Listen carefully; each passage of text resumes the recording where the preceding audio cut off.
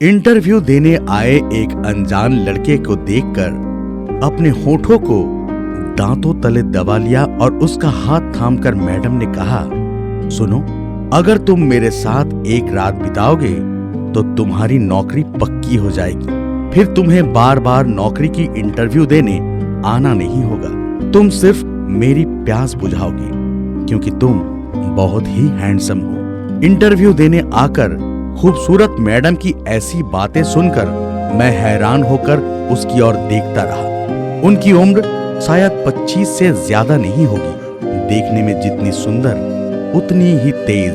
पिछले 2 सालों से मैं लगातार इस ऑफिस में इंटरव्यू देते आ रहा हूँ, लेकिन नौकरी नहीं मिली। कभी कभी तो एकदम से मुंह के ऊपर रेड कार्ड मिल जाता है, नहीं तो एग्जाम से निकाल दिया जाता है। इससे पहले कि मैं कुछ कहने जाता, मैडम ने मेरे हाथों के ऊपर हाथ रखा और हल्का दबा दिया। मुझे थोड़ा सा हिचकिचाहट हुआ।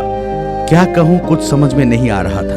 मैडम ने कहा, डरने की कोई बात नहीं है, ये सब बातें कोई नहीं जान पाएगा। तुम्हारी नौकरी भी हो जाएगी और तुम बस मेरी यौवन की प्यास बुझा दो। मैंने ख्याल किया कि मैं पसीना पसीना हो रहा था। मैंने कभी नहीं सोचा था कि इस नौकरी के लिए मुझे ऐसा परीक्षा का सामना करना पड़ेगा। दरअसल अगर आज मुझे ये नौकरी नहीं मिली तो इस नौकरी का वक्त निकल जाएगा।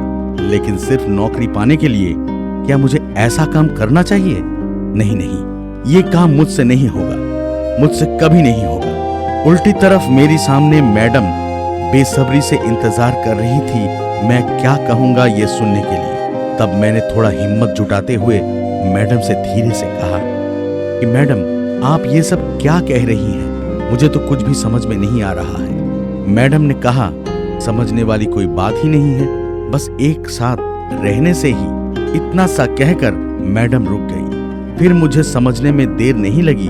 असल में मैडम मुझे क्या समझाना चाह रही है। इसलिए आखिरकार इस गलत काम को रोकने के लिए मैं खड़ा हो गया और मैडम की ओर देखकर बोला कि मैं चलता हूँ। मैं ये पाप नहीं कर सकता, और अगर मैं ऐसा करूं तो शायद ऐसा हो सकता है मेरी बीवी भी ऐसी ही हो, क्योंकि जो मर्द जैसा होता है उसकी बीवी भी वैसी ही होती है। और मैं कभी नहीं चाहूंगा कि मेरी होने वाली पत्नी चरित्रहीन हो। मुझे माफ कीजिएगा। मैडम ने कहा कि ये सब बातें छोड़ो, पहले बताकर जाओ कि मेरे साथ रात गुजार पाओगे या नहीं, ये जवाब दो। मैंने कहा, मैं क्या जवाब दूं? मैं आपको इतनी आसानी से समझाने की कोशिश कर रहा हूँ, लेकिन आप फिर भी नहीं समझते। अगर मुझे पता होता कि आप इतनी खराब एक महिला है तो विश्वास कीजिए मैं कभी भी आपकी ऑफिस की चौहद्दी में नहीं घुसता। कोई इंसान इतना खराब कैसे हो सकता है? आपके साथ रात गुजारने के बाद आप शायद मुझे नौकरी दे देंगे, लेकिन उस नौकरी से कमाया हुआ पैसा मेरी जिंदगी में एक श्राप की तरह होगा, और मैं नहीं चाहता कि ऐसा हो। ये बातें कहकर मैं ऑफिस से निकलने ही वाला था, इतने में मैडम ने मुझे फिर से बुलाया। मैं तब उनकी बातें न मानते हुए आगे जाते ही मैडम ने कहा, राजीव साहब जरा रुकिए, मुझे गलत मत समझिएगा।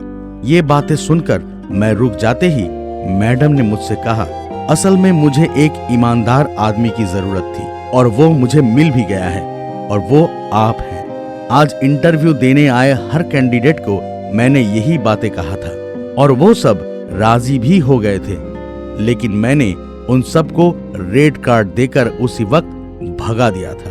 खैर छोड़िए, आपकी ईमानदारी देखकर मैं बहुत खुश हूँ। आपकी नौकरी पक्की समझिए, अगले दिन से आप यहाँ ज्वाइन कर सकते हैं। मैडम की बातें सुनकर तब मैं हैरान रह गया और आखिरकार मैडम को धन्यवाद देकर मैं ऑफिस से लौटते वक्त सोच रहा हूँ कि आज मेरी ईमानदारी और सच्चाई ने मुझे ये नौकरी दी, और मुझे बार बार मेरी ईमानदारी की बातों को सोचकर गर्व महसूस हो रहा है। अगर आज मैं मैडम की खराब प्रस्ताव में सहमति जताता था तो आज मेरे हाथों में रेड कार्ड होता और उसके साथ होता मेरे चरित्र में एक धब्बा।